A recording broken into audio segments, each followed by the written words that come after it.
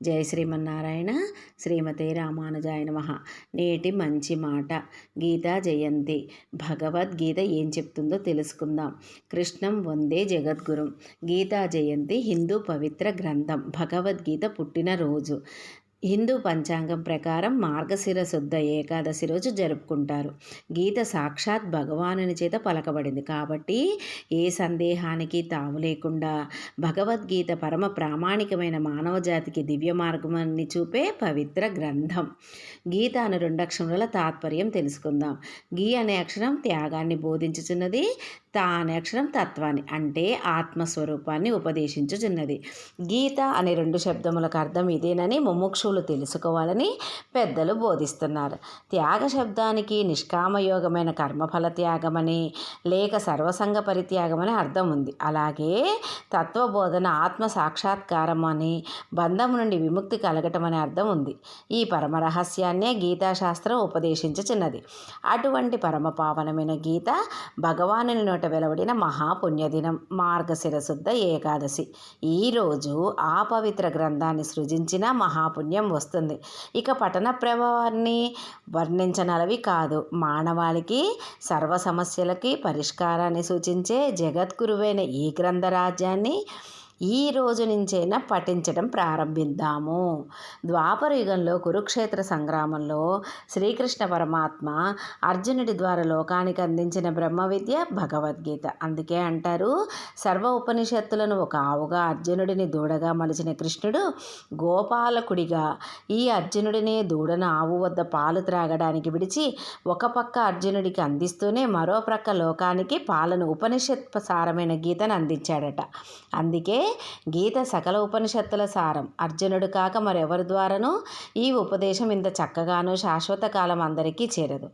ఆ కారణంగా కృష్ణుడే బాగా ఆలోచించి తానే అర్జునుడికి ఈ మోహబుద్ధిని పుట్టించి ఇనుముతో వస్తువుని చెయ్యదలిచిన వాడు ఎలా ఇనుమును కొలిమిలో ఎర్రబడేలా కాలుస్తాడో అలా అర్జునుడికి శ్రీకృష్ణుడు నిర్వేదాన్ని కలిగించాడు. ఆ విషయాన్నే తన ఉపదేశంలో పరోక్షకంగా చెప్పాడు. కృష్ణుడు అంటున్నాడు, ఇదం శాస్త్రం మయా ప్రోక్తం గుహ్య వేదార్థ దర్పణం అని. అంటే నాచే చెప్పబడిన ఈ శాస్త్ర రహస్యములైన వేదార్థాలకు అద్దం వంటిది. దీనిని ఎవరు పఠిస్తారో వారు శాశ్వతమైన విష్ణు పదం పొందుతారు. భగవద్గీత సారం అర్థమైతే మనం ఎవరిని ద్వేషించము. అన్ని జీవులలోనూ పరమాత్మ ఉన్నాడని, ఎవరిని ద్వేషించినా తనను ద్వేషించినట్టేనని అంటాడు కృష్ణుడు.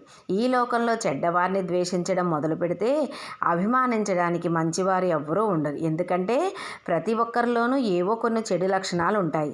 మనం వ్యక్తిని ద్వేషించడం కాదు, చెడు లక్షణాలను చెడును ద్వేషిస్తే మనం ఆ లక్షణాలను అలవర్చుకోకుండా ఉంటాము.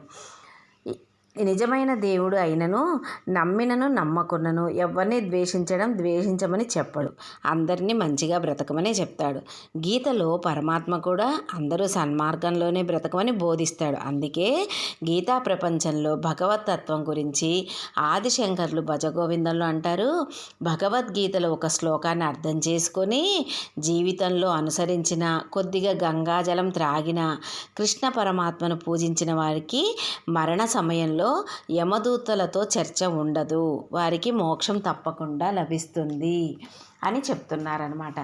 గీత యొక్క పలు విధమైన రూపాలు తెలుసుకుందాము.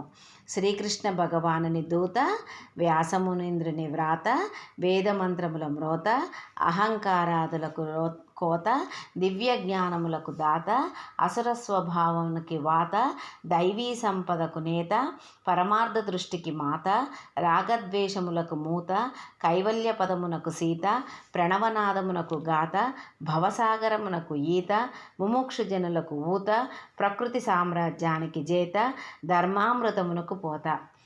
కనుక మనం గీత గురించి తెలుసుకున్నాం కదా, ఈ రోజు నుంచి గీతను సేవిద్దాము, మోక్షం పొందుదాము. జై శ్రీమన్నారాయణ. రామానుజదాసి కె సంధ్యారాణి.